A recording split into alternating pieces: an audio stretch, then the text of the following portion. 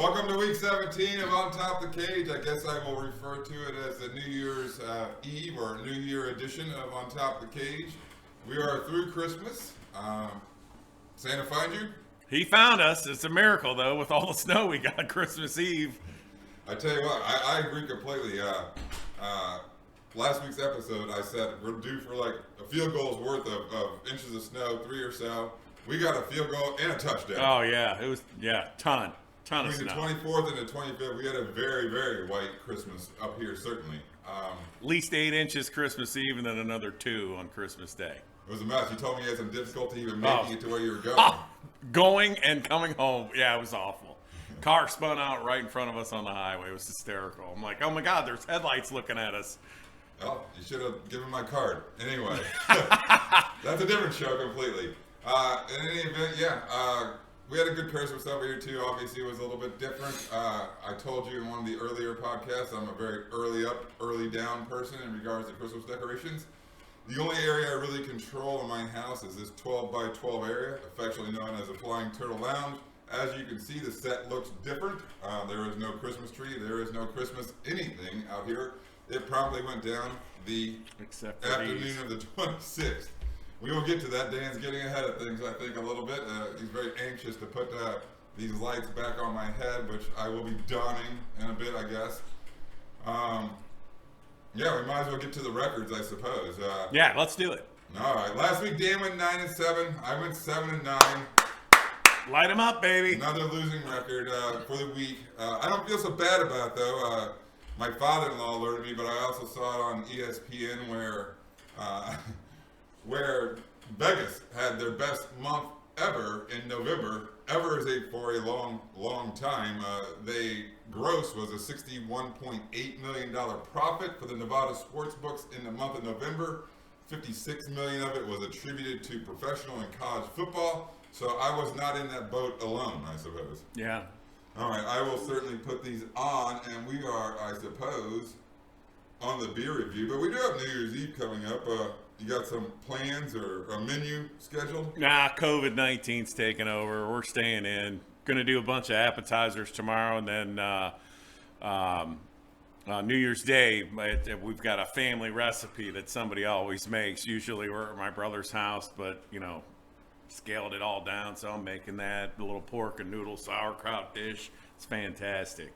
I do want to wish my aunt, she's probably not watching this, but happy 70th birthday. And then Dave, who sometimes watches in my neighborhood, he's turning 50 New Year's Eve. So happy birthday, Dave, if you're watching. Damn, the birthday shout out. Yeah. That's the first. We wait till week 17 for shout outs, but there they are. I don't think we've come across the birthday. No, have you? No. Well, mine was Those are September two major 26th. Somebody 70 and you another wish 50. me a happy birthday on whatever week 3. Happy birthday. Belated. Belated, for sure. My wife and I haven't talked about the New Year's Eve menu or what's going to happen or New Year's Day. We usually don't do too much for it. I'll tell you what, COVID season is like my time to shine. I don't do anything. Yeah. So, sit on your ass and watch football. That's right. right, my so shirt. maybe all Sunday. Weekend long. Dear liver, today will be a rough one. Stay strong. This one, Dan's silly T-shirt says. Gearing up, man. Which he probably got, January 3rd at Old Navy again for $2? No, actually, I think my wife got this one for me. Still from Old Navy for $2. I don't think it's Old Navy. We might do something on Sunday. Obviously, the Chicago Bears play a very, very big football game. Maybe some Chicago-style Italian beef sandwiches, something like that. Maybe some Chicago-style hot dogs. I don't know. I haven't talked about it. That's a little bit ahead of us. So we're on to the beer review, I suppose. This beer comes from the Masthead Brewing Company. We did one the very first week of... Sleigh All Day. Yes. That one. Is that your favorite? That's my favorite of the Christmas ones. Mine was, for sure, the Candy Cane Milk Stout from our That was pretty good, too. That was a close second for me. Once again, the Masthead Brewing Company comes from Cleveland, Ohio. It has that weird paper on it. Are they like in the old Plain Dealer building or anything like that? Why is that paper on there? I don't know. It is called Single Origin Coffee Stout, and it is 16 ounces, 6.9% alcohol. Coffee. Yuck. That's a dark roast. I might need some creamer. It does taste like coffee. I don't drink a lot of coffee. I usually have a cup in the mornings at my office. Outside of that, I don't drink it on the weekends or anything like that. But and I don't understand people who drink like coffee black. But anyway, like I feel like I need some half and half pouring here. All right. On the football, we're gonna not only pick the Sunday slate, and it's only Sunday. The games are all at 1 o'clock and 4 p.m. on Sunday. We're gonna pick the two semifinal college football playoff games.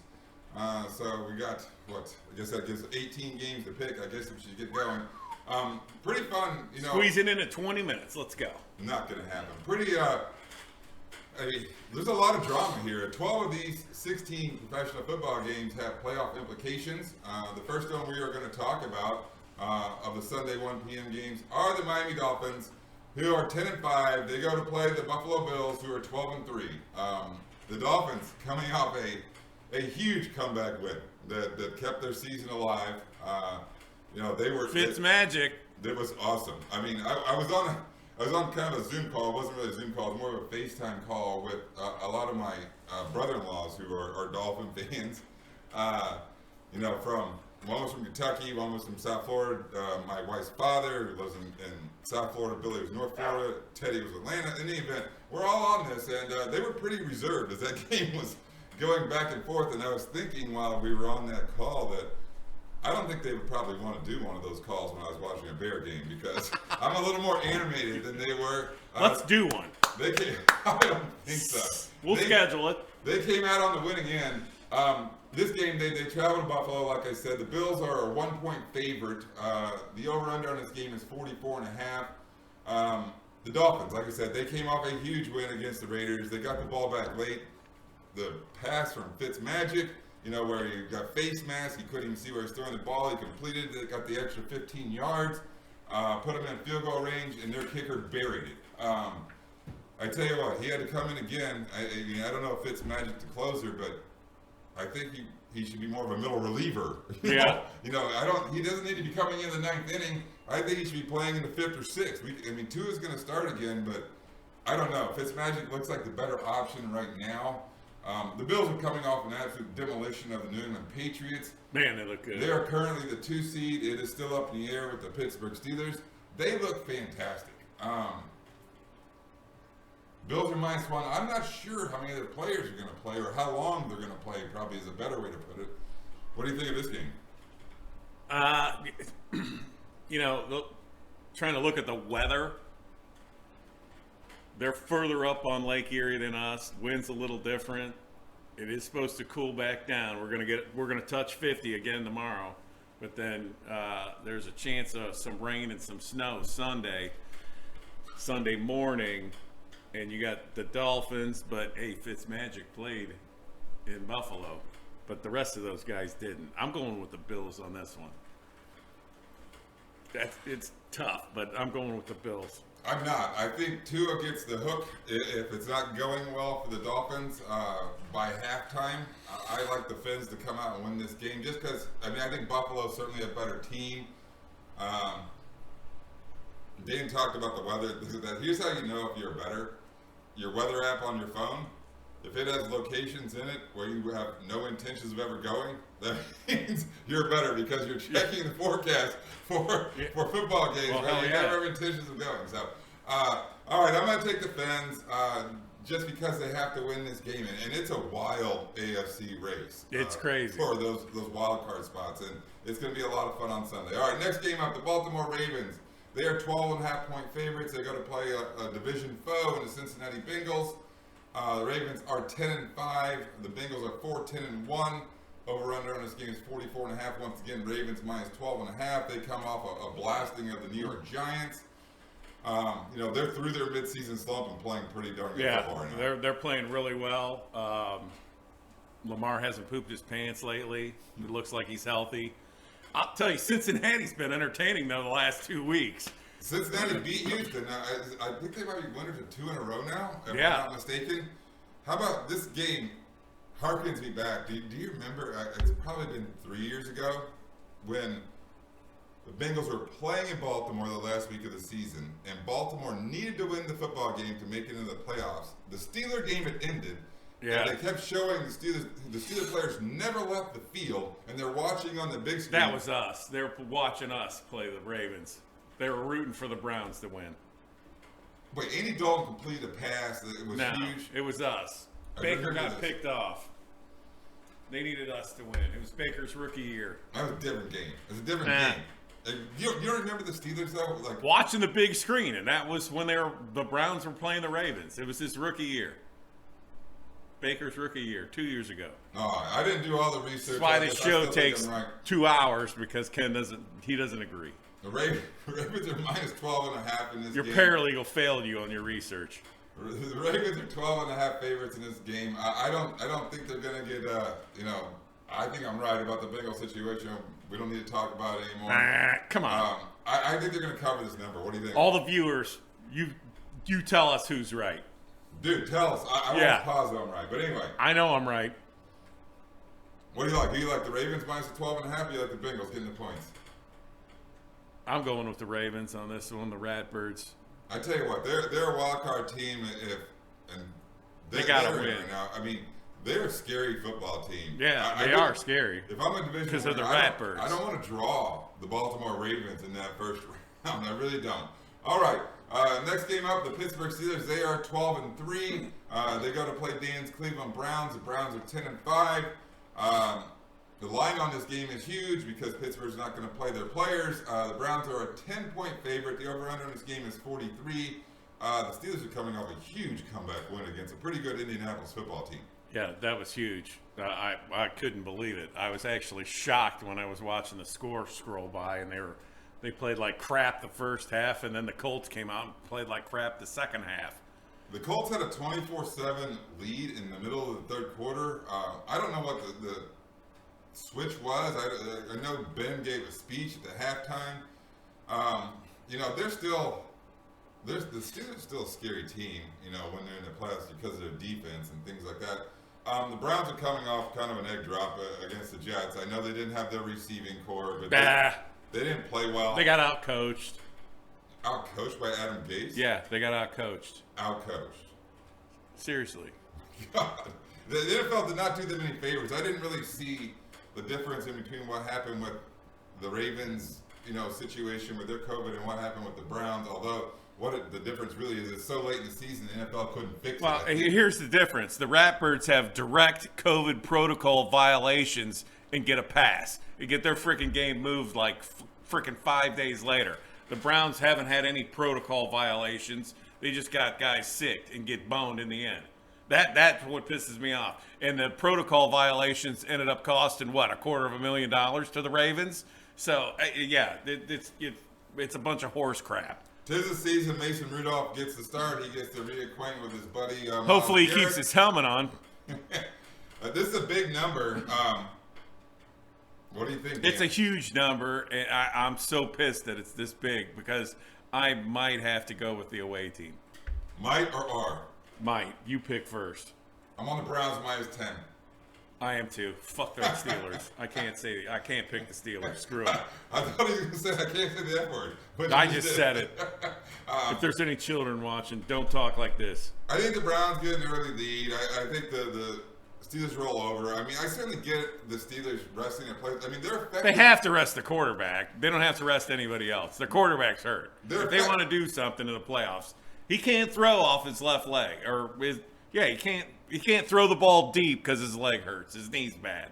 The Steelers are effectively punting on the 2 seed. They'll end up being the 3 seed in regards to without playing their players. I mean, I don't know. It's a difference, but Mike Tomlin made a decision, and I kind of get it. I mean, the Ravens, the Steelers really didn't get a bye week. No. Because of Baltimore's COVID problems. Yeah, again, Baltimore gets rewarded. COVID problems. Yeah. The Steelers really never got a bye week. I mean, they got like 4 or 5 days off. I don't know. You know what? Did I pick the Ravens? Screw that. I'm going back and changing the last pick, too. I'm taking the Bengals. Screw the Ratbirds. Dave's got some leeway on this, I guess. Screw them. All right, so let's recap here again. So you're on the Bengals. I'm on the Bills, the Bengals, and the Browns. And I am on the Fins, the Ravens, and the Browns. So, all right. 2 out of 3 different. That's all right. All right, next game up, a game that is inconsequential, but there's only 4 of these. Seriously, if you're going to bet on this game, Yeah. come on. Dan makes a good point. This is like this game coming up, which is the Minnesota Vikings who are 6-9 and Detroit Lions are 5-10. Both teams have been eliminated already. The Vikings are -6.5 in this game. The over/under is 54.5. Dan's right. This is like betting on a preseason game because the motivation and who's going to play and who's not going to play. Dalvin Cook had a family emergency. I think his father passed away, unfortunately. And he's not going to be playing in the game. Obviously, he's the Vikings' best player. I don't know if Stafford's going to play. I mean, the Vikings both these teams are coming out off blowout losses. Minnesota lost to New Orleans. Alvin Kamara went for 6 touchdowns, won many people their fantasy championship with that game alone. The Lions are coming off an absolute horrible performance on that same day where they got just absolutely throttled by the Buccaneers. I don't know if Stafford's going to play in this game. I'll take the points just because I don't know what's going to happen. You're on the Vikings. I'm on the Vikings. I'm taking the Lions with the 6.5. Get out. Yeah. You want the Vikings? I'm taking the Vikings just because they have a coach. That's. I mean. Zimmer. I don't. Nobody made a big deal, but Mike Zimmer said this is the worst defense I've ever had. Dude, you're the head coach. Dude, Yeah. You're a defensive coach. How do you even say that, dude? I think he wants his way out of town. I don't think he's going to be the head coach of that team next year. And nobody made a big deal of that in the media, but I thought it was a big deal. I thought it was shitty to say. In any event, I'm on the Lions, Dan's on the Vikes. I might be making a comeback. Yeah, 17. you might. All right, we might have to change the batteries in that for you. Let's talk about another inconsequential game. The Jets are 2-13 now, riding a 2-game winning streak after their win against the Browns. They go to Foxborough, play the New England Patriots. The Patriots 3.5-point favorites. The Jets beat the Browns. They didn't win that game wire to wire again, did they? No, the Browns got the opening field goal. Right? I think the Browns got the opening field goal against the Jets, and then the Jets got the next. It was embarrassing. The Browns, just garbage. And Didn't the Jets already come out and say they're not retaining Adam Gase? He's fired after this game? Probably. I thought I heard that. It's not like it's a question. It's going to happen. Yeah, I'm on the Patriots here. I'm not. I'm on the Jets. Get the hell out of here. I'm taking the Jets. There's no way Belichick's losing to the they're Jets. a better football team all of a sudden. The Patriots are terrible. I mean, Yeah, they're terrible. Jets, Come on. I mean, Patriots. Although the Jets, all they really do by winning this football game is drop their draft position. But I'm taking the Jets. I like them in a hook. Getting the 3.5. 1, 2, 3. This is fun. 4 out of the first 5 different. All right, a game that means a lot. Surprisingly, the Dallas Cowboys are 6-9. They go to New York to play the Giants, who are 5-10. The Cowboys have been installed as a 3-point favorite on this game. The over/under is 45. Dallas Cowboys coming off a win against Philadelphia. I mean, this game, I should probably kind of prelude this game a little bit.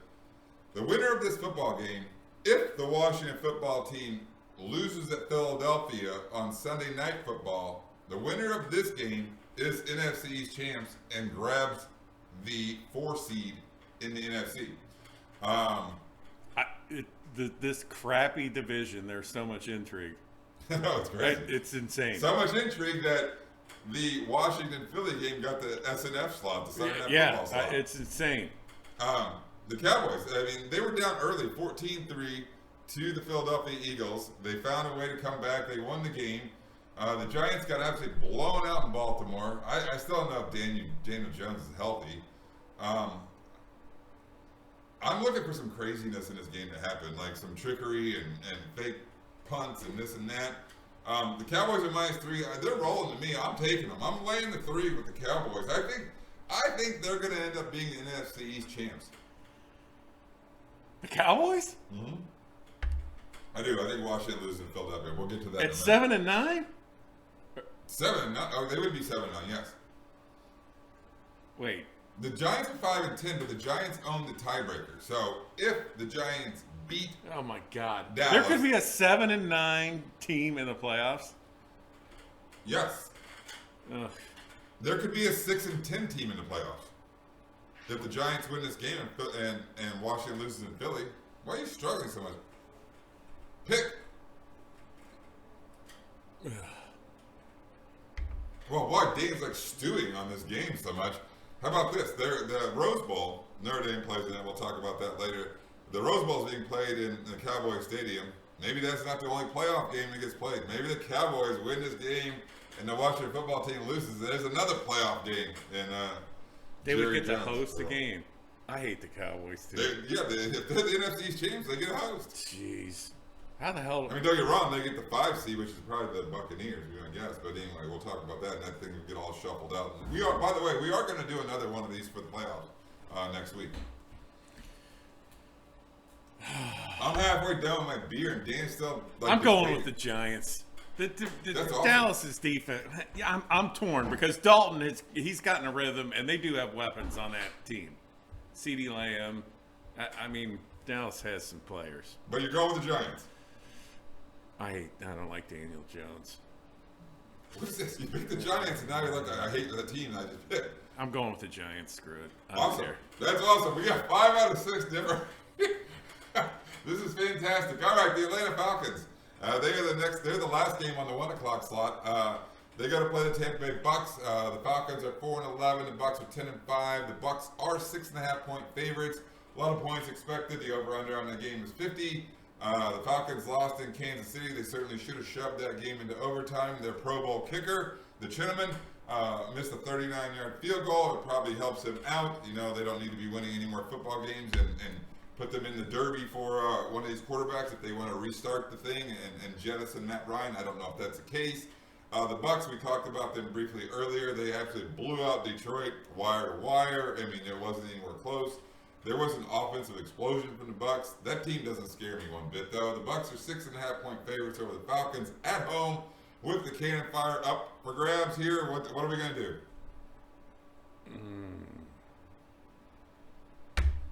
I've run out of beer with Dan talking and waiting so long to do. I'm shocked by how well Atlanta played last week, honestly. And we'll talk about Kansas City. I mean, they did not look like a team that's 4-11. But now you're at the end. I'm going with the Bucks, and they better have better cannon fire. So am I. I'm going to go with the Bucks, and I'm going to tell you why. My reasoning for going with the Bucks is because right now they're in the 5 seed, and if they lose, there's a chance that they fall out of the 5 seed. I mean, the 5 seed in the NFC is very coveted because you get to play the winner of the NFC East, and you're going to be favored in your first playoff game. So I think there's a lot of motivation there. Even though the Falcons have played well, although their losers are 4 in a row. They've been in all these games. I'm still going to lay it. It's under a touchdown. I'm going to lay it with the Bucks minus 6.5 as well. All right, the 4 p.m. games, and a lot of these games got flexed from the original time just to, increase the drama. And it's a huge football game coming up. It's the Green Bay Packers coming to Soldier Field. The Green Bay Packers are 12-3. They currently have the 1 seed, the very coveted 1 seed in both conferences. The Packers have it in the NFC. They go play the Chicago Bears. The Bears are 8-7. The Packers are coming off a blowout win against Tennessee. They're playing all the players. They have to play them. To first of all, have the bye and then have everybody have to come through Lambeau. Lambeau in January is no prize. They're playing everybody in this game. I mean, you saw the game last Sunday night in Lambeau. The snow all over the place and things like that. I mean, it's a significant advantage. The Bears, their roller coaster ride continues. Obviously, I'm hyped. I don't think I've worn Bear gear the entire time. I'm wearing it. I debated this shirt or my Packers shirt. He would have got kicked off set. In any event, that does not happen. Here, no Packer gear allowed in my 12x12. The Bears. I'm wearing it next week. I tell you what, the Bears are coming off a blowout win against Jacksonville, but they only put 1 half together. They're going to put 2 halves together. I'm going to stop again and talk a little story. My buddy, my hometown friend Ronnie, we were texting during the Bears game. The Bears were up 13-10 going into halftime. And he sends me a text. Does Ronnie watch our show? Oh, yeah. Okay. He loves it. I appreciate him watching. But he texted me. He's like, I think I just saw Doug Marrone, the head coach of the Jacksonville Jaguars, take a phone call. And we were texting back. We're like, it's probably Shaq Khan saying you're fired. I'm taking over play calling. This game's too close. He promptly pounded the 2H line. He should probably be sitting in my seat because The Bears had scored 24 points in the third quarter all season. They put up 21 in the third quarter of that game alone. He had a runaway winner with that, so maybe he should be in my seat and I should be the one texting him. The Bears, like I said, they got to put two halves together. Trubisky's been playing well. Are they in if they win? They're in if they win. They're currently the 7th seed. They are in it to win. If they lose, it's contingent on what happens in the Arizona Cardinal LA Ram football game. Bears are winners of 3 in a row. The Packers are 5.5-point favorites. They bring their juggernaut offense to town, and this hasn't went well in the past in Week 17 for the Bears. There was a few years ago where the Bears had a chance to get in. There was a blown coverage at the end. I forget who the safety was. Brutal loss. I mean, it was like a 4th and 16. They converted it for a touchdown to Randall Cobb. I probably broke something or had choice words. In the event, those are all bad memories. But Packers are 5.5. What do you think? This is tough. The Packers, I mean, the offense is playing really well. I'm still not sold on the defense. Aaron Rodgers is probably the MVP of the league. I agree with that. But if you get to him early and get him to show his attitude, it's a difference in the game. And I think the Bears defense can do that to him. They can. Chuck Pagano is the defensive coordinator for the Chicago Bears. Chuck Pagano, please blitz more. I mean, you cannot let Aaron Rodgers sit back there. He will pick you apart. He's too accurate. He's too crafty. He's too all those things. I freaking hate that guy. I'm on the Bears getting a 5.5. I think they keep this game close. I might be, looking for a heartbreak loss at the end. I mean, there's a good chance that probably happens. But I like them to get under the 5.5 number. Who's that DB you guys got that used to play for the Browns? Was it the Browns and then went to the Jets? Buster Screen? Yeah, he scares me. He'll get the Packers a first down with some pass interference. He's the nickel corner. He's scary. So he's in there. But what do you like? What do you think? Bears. Nice. Really? Yeah. I thought for sure you go the Packers. I did not pick the Packers in this game. I think I'm picking my heart a little bit, but because the Packers just have a ton to play for. But in any event, so do the Bears. So do the Bears. This is win and you're in. Freaking game. It should be. Watching here, this game's gonna be going on exactly the same time as the Arizona Ram game. So, all right, from this. And I'll probably get to watch the next game. You will not. The very much less intriguing football game, the Las Vegas Raiders are -2-point favorites going out to Denver. The Raiders are 7-8. They kind of crapped the bed. They look like they were going to be in the wild card. I don't know what the hell happened to them. They're completely out right now. They are eliminated. The Broncos are 5-10. They actually gave that game away to the Fins at the end. It was a thrilling game, but yeah, quickly, I'm taking the Broncos in this just because they're home. I like the Broncos too in this game. The Raiders, I don't know what the hell. They checked out. The Broncos lost to the Chargers. I forget who the field kickers were Chargers, not Rolf Benerschke, which was in the early 80s. I think it's Michael Badgley or something. And then they made a late field goal. The Chargers beat the Broncos. The Broncos have a lot of decisions to make, but that's for next year's, week 1 and things like that, what decisions they did make. Dan and I are both taking the short line 2 points and taking the Denver Broncos. All right, the Jacksonville Jaguars. They play the Indianapolis Colts. The Jaguars are 1-14 after winning their first game of the year against the Colts. Indianapolis Colts. They've reeled off 14 in a row and are big winners of the Trevor Lawrence sweepstakes. Yeah, they're 1-15. They got to play the Indianapolis Colts. The Colts are 10-5. The Colts are a huge favorite in this game. They are 14.5-point favorites, over a 2-touchdown favorite. We talked about the Jags are coming off a blowout loss to the Bears. The Colts had control of their football game. They were up 17 points with probably 10 minutes left in the third quarter. The Steelers stormed back and beat them. It was a very bitter loss for them. They're a pretty good football team on both sides of the ball, and I think if they get in, which they're on the outside, right? Yeah, if they get in, I think they're a tough out. If in, tough out. I think to me. But this is a monster line, 14.5. Yeah, it's huge. I'm going to take the Colts. I don't like the 14.5 number, but I don't think the Jags show up at all. I'm taking the Jaguars, and mainly because the Jaguars can win this football game and not lose Trevor Lawrence. I'm expecting some trick plays, some shenanigans, whatever. If it works, Who's the quarterback going to be? I don't know. They played Glennon last week. I hope it's Minshew, but because I think he's more mobility and has a better chance to break plays and things like that. In any event, it's this game's going to come down. I think you're going to see a bunch of shenanigans in this game from the Jacksonville Jaguars going for it on fourth down when they probably shouldn't. Doug Marrone doesn't seem like he's a shenanigan kind of guy. What do you have to lose? I mean, you already got the 1 seed locked up. You might as well, try to actually. Do you think he's going to be there if they get Trevor Lawrence? No, absolutely not. There's no chance he's there. I mean, that's a foregone conclusion. If the trick plays go well for the Jags, they're going to get under this number. If they go wrong, the Colts probably cover the number. I'm banking on the trick plays working, at least one of them, to keep them under this number. I'm on the Jags being at 14.5. All right, we're going to recap how many games we have different. This is going to be fun. Next game up, the Los Angeles Chargers, who are 6-9. They go to Arrowhead and play the Kansas City Chiefs. The Chiefs have locked up. They're 14-1. They've locked up the 1 seed. As a result, the line is the Chargers -3.5 because, once again, the Chiefs are not going to play anybody.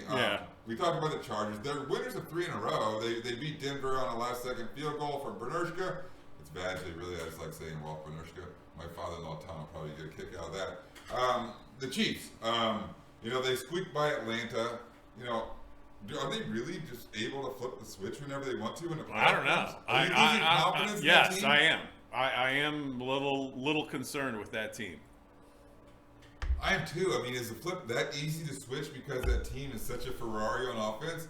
I don't know either. But I mean, I bet they haven't covered in the last 4 to 5 weeks, and I don't know either. Charger -3.5. This is another game that's really difficult to pick just because. I mean, what do the Chiefs do? Like, the team leave at halftime? I don't know what happens. Yeah, I don't. I'm going with the Chiefs, though. I'll take the Chargers -3.5. I don't think the Chiefs. I mean, nobody's playing. I mean, nobody. I don't think on the offensive side, on the defensive side. I mean, they have absolutely zero to play for. So do the Chargers. So we'll see.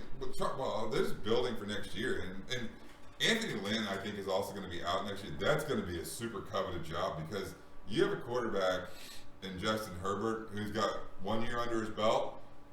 You put some pieces around him and things like that. Look out, and that's a nice climate. And that's going to be a really coveted job, if you ask me. All right, the next game up, which is tremendously important, the Arizona Cardinals. They are 8-7. They got to play the Los Angeles Rams. The Rams are 9-6. We watched the Cardinals lose to San Francisco last week. It was a pretty good performance by San Francisco's defense again, who has nothing to play for besides the spoiler role. The Rams also lost out in Seattle. The biggest thing that really happened in this game is that Jared Goff broke his thumb. He's clearly out. Cooper Kupp ended up on the COVID list this week. I don't know if he's going to play. He's their kind of slot underneath guy. As a result, the Arizona Cardinals are -3. There's lots of injuries in this game. You got Kyler. He's playing, but he's hurt. He's playing, and we talked about it. It's a leg injury once again. Like how their offense looks completely different when he's not dynamic and can't run the ball. The Cardinals are 3-point favorites in this game. The starter for the Los Angeles Rams is a dude by the name of John Wolford. He came out of Wake Forest. The last time anybody saw him throw a pass was in the defunct AAF League, is what it's called, for the Arizona Hotshots. I looked it up this week. I think that was probably the league where they played for like 3 to 4 weeks and said, "Hey, you guys got to, find your own way home. We don't have money. We don't have money to play home," type of thing. And people were like, "Whoa, we don't have any money either. You guys didn't even pay us." Yeah. Who do you like in this game, Dan? I got to go with the Cardinals just because Goff's not playing. I think the Rams are going to win this game. It's their defense, and we'll see about Murray's health. And we've talked multiple weeks in a row about we're different again. I know, it's awesome. How the offense doesn't look the same when Kyler Murray doesn't run the ball and doesn't get like 50 to 60 to 70 yards rushing on the ground. Here's my guess in regards to how this NFC thing plays out. I think the Bears lose a heartbreaker at the end, at the buzzer against the Packers. But I think they get saved by the Rams beating the the Arizona Cardinals outright. Get your rosary out. No kidding, right? Work the beads, work the beads, work the beads. All right, very good. That's going to be a super fun game. I'll be on pins and needles for these 425 games. DirecTV doesn't allow you just to pick 2 games on the NFL Sunday Ticket and split the screen. Probably wouldn't do that anyway. I'm such a Bears crazy person. In any event, I will be watching that game intently on break from the Bear-Packer game. All right, the next game up, the Seattle Seahawks play the San Francisco 49ers. The Seahawks are 11-4. The 49ers are 6-9. The Seahawks are a 5.5 point favorite. The over/under is 46. We're talking about the Seahawks coming off a huge win against the Rams. They've won that division. The offense is there. The defense has played considerably better. Well, yeah, second half of the season, they've gotten a lot better. And if Carlos Dunlap was the answer, but Jamal Adams is playing out of it. Yeah, he's back. Yeah. By the way, did you see his post-game media session? No.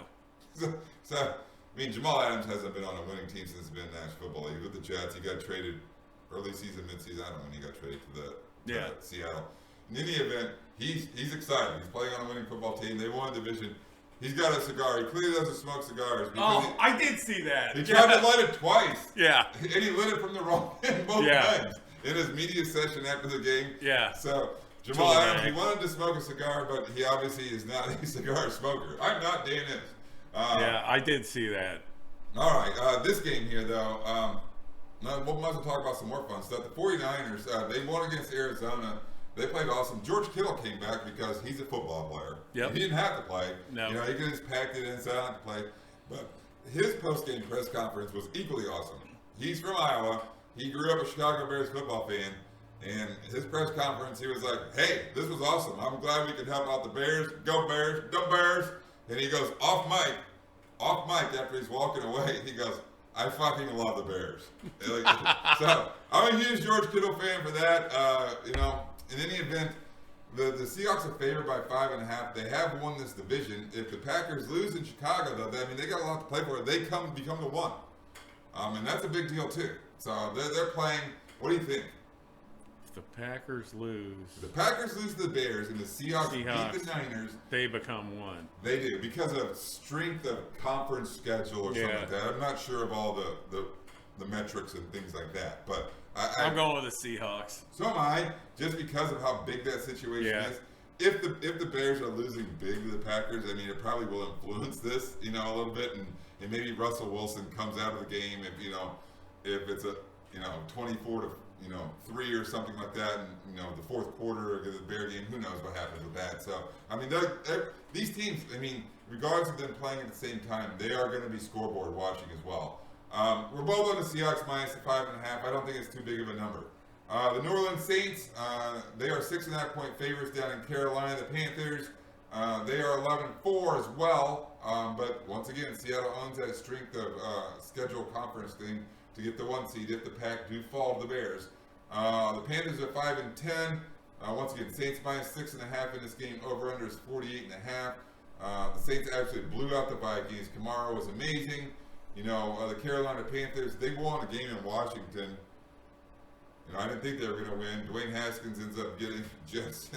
We'll talk about him in a bit. Yeah. They broke an 8-game losing streak for the Carolina Panthers. So who wins this division? If they lose and the Bucks win, it's not up for grabs. Who's got it? Saints? Yes. Are they playing anybody? Saints? Is Breeze out? Is he going to play? I think they're playing because if the Packers lose and the Seahawks lose, then they can get the the Saints home field. Get the one. There's so many different variables in regards to this, but once again, I'm on the Saints. Me too. The Panthers haven't shown me enough. No. Speaking of the Panthers, though, I hope Chuck Pagano, the Bear defensive coordinator, watched that Panther tape because it was the one time this year that Aaron Rodgers got throttled a little bit in regards to his efficiency. He threw for 143 yards, and he said after, he does Pat McAfee's podcast every week, and he's like, he threw some weird exotic defense, has some weird college defense. It took us a long time to figure it out and things like that. I don't know. Maybe the Bears got to come weird up. College defense? Yeah. It's that much different than the NFL? I don't know. Whatever. I don't know either. But anyway. The hell is football? Pagano watched the Carolina Panther Green Bay Packer tape. All right. Somebody from Carolina should come back and go, no, that was a Pee Wee team from our local community. That was their defense. Possibly. All right. The Saints. We're both on the Saints minus the 6.5. The Tennessee Titans are minus 7.5. They go play the Houston Texans. The Titans are 10-5. The Texans are 4-11. The Titans do win this division as long as they win this football game. You know, they came off a beatdown of the Pack by the Pack in snowy Lambeau on Sunday night. The Texans lost to Cincinnati. Did you hear J.J. Watt's speech at the end of his press conference? Yeah, he wants to leave and play for a winner. Is that what? Wasn't really. It was like he was pissed off. There's other people on this team that suck and don't really want to that play? quit is what he was saying. It was a pretty passionate speech and talking about the fans and how much people care about this. And if you get paid handsomely, and if you don't freaking care enough to like put your heart out there and play the game, I don't want you on my team type of thing. Maybe it riles them up. I don't know. The Titans are 7.5-point favorites in Houston. It didn't rile them up because they're all looking at their bank account going, hey, we're not going anywhere. It's healthy. I'm sure their bank accounts are. Yeah, because they're not all getting paid J.J. Watt money. So somebody else could come out and go, where the hell you been all year, J.J.? Yeah, I mean, he's in a twilight I'm on the of Titans. his career, certainly. Not to say, I mean, as a Browns fan, if he gets released or traded, I would take him in a heartbeat to come off the bench and play on the defensive line for the Browns. I'm taking the Texans plus a 7.5 in this game. It's the Tennessee Titans defense that bothers me, and I think it's going to certainly be their downfall in the playoffs. I mean, their defense sucks. Yeah, they're not good. They're not. Neither one of these teams is good. So I mean, their offense is fine with Henry and A.J. Brown and Tannehill being a decent quarterback in the National Football League. Deshaun Watson can play. I mean, hopefully J.J. Watt's speech fires up the Texans a little bit. Maybe they play with a little more heart. I'm taking the 7.5 in this game. All right, Sunday Night Football. The Washington Football Team 6-9. They go play the Philadelphia Eagles, who are eliminated 4-10-1, but do get to play the spoiler role, which is kind of their playoff for them, I suppose. The Washington Football Team is a 2-point favorite in this game. They are coming off a pretty bad home loss to the Carolina Panthers. Dwayne Haskins started that game. He did not finish the game. Some dude named, I think, Tyler Heineke finished the game. I have no idea. Haskins did finish his season on the team. He's back at the strip club. Yeah. The Eagles, we mentioned they had a big lead in Dallas, or at least a 14-3 lead early in Dallas. They blew that lead. Hurts continues to impress, if you ask me. Did they get a chance to play the spoiler role? Who do you like in this game? Washington. I like Philly. Alex Smith going to lead them to the playoffs. That's a huge story. Huge. That's awesome. If he does, is Alex Smith going to play? He better be able to play. Who else is going to play? Well, he didn't play last week because of injury. I thought he was good. I think he's probably. I mean, obviously it's a monster football game for Alex Washington. Smith. I love Rivera. I mean, Rivera's complete control of that team. If he jettisoned Dwayne Haskins already a year and a half out of being a first-round pick, he has complete control. I'm done with this tool bag. He's out. That means he has complete control of his football team. But this is Philadelphia's playoff as well, if you ask me. And I like Hurts, and I like, they're going to treat it that way, I think. I like Philadelphia to win this game outright. That was Sunday Night Football. That's the full slate. I think it's too many to count right now. Well, we have different, but I bet we have. It's a lot. Out of the 16, I bet we have 10 games different. Yeah. Maybe something like that. Any event. And you're already minus 10, so. Yeah. Recapping. All right. Next week, you're going to have to wear an anchor. Dude. My goal is, right now. Your goal was to be 30 over or some bullshit? Yeah. I'm 10 under now. My goal is to go 13-3 this week and get even. I don't know why Dan thinks that's so funny. I got to find an anchor. Whatever. That's not going to happen. We will be back next week. We'll talk about the playoffs. We'll talk about our Super Bowl predictions, probably things like that. But we do have two awesome college football games. The semifinals are this Friday, January 1st. The first game is a 4 p.m. game. It's the Notre Dame Fighting Irish, who are fourth ranked in the playoffs, going to play the Crimson Tide. Bama. This is the Rose Bowl. It is being played in Arlington, Texas, because the Rose Bowl California won't allow fans. So it is in Jerry's World, where the Cowboys play. Bama's a huge favorite at 20. Huge. That's huge. I expect Alabama to win, but it's not going to be 20, so I'm taking Notre Dame. Bama puts up a ton of points. Their offense is an absolute juggernaut. I think the lowest point total that they produced on offense this year is 38 points, which obviously is a monster number. Here's what it comes down to me for Notre Dame. Their one advantage I think they have is their tight end room. They have great tight ends. And Michael Mayer is a freshman. Tony Trimble. They even have another dude who plays on occasion. But I mean, the Irish have to control the ball. And they have to keep Alabama's offense off the field. And it's probably going to have to be short passes to the tight ends. You know, maybe run the ball a little bit. But they're going to have to control the clock as much as possible. Speaking of Bama, you know, juggernaut offense. I like the Irish staying under this. You know, they've collapsed previously. A lot of people probably like Bama to cover this number and think they're going to win this game like 47-10 or something like that. I like Notre Dame to stay under the 20-point number. The second game at 8 o'clock, a lot of local flavor here. The third-ranked Ohio State Buckeyes, they play Clemson, who are second-ranked. Clemson is a 7.5-point favorite in this game. Obviously, Clemson's Clemson. Dabo Sweeney did gives them some bulletin board material. That dude, he's rubbing a lot of people the wrong way. I mean, what I was not even Ohio State people. I'm like, come on, dude, you're just that. You know what? COVID's COVID. You're gonna knock a team because of how many games they played. Yeah, I mean, he did do that. He also ranked them 11th, which is kind of absurd. I mean, it's a lot to eye test this year. Obviously, the Buckeyes did not play as many games this year because of the COVID situation. He certainly gave him some bulletin board material, for sure. Yeah, there's a shit ton of bulletin board material, but, you know, I mean, he's becoming a cocky guy. So if I was fortunate enough to have a son that was being recruited by Clemson and he showed up at my house, I'd be like, you're kind of a dick. D-bag, yeah. Yeah, I don't like you. I mean, your arrogance, I just... Your name Dabo or D-bag? Yeah. What is it? In any event, what do you think? Dabo.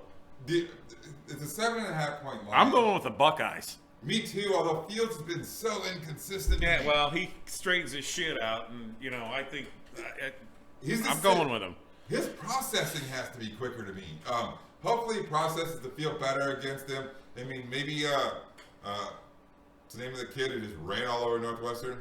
Oh my God, the kid from Oklahoma. Jeez, what's Trey the hell? Sermon. Yeah. Trey Sermon. God. Hopefully they can run the ball, control the clock a little bit, things like that. I like the points too. I'm hoping we haven't had a lot of good semifinal games. A lot of them in blowouts. I hope we get two great ones.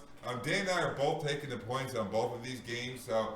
That is your entire Sunday slate. We got a great weekend of football coming up starting Friday. Saturday, I think I take out the Christmas decorations. There's not anything on really good. And then Sunday's going to be fantastic again. Hey, the next time we'll talk to you guys is going to be 2021. So thanks for watching. Thanks for listening. This has been your New Year's Eve edition of Happy New Year. Happy New Year.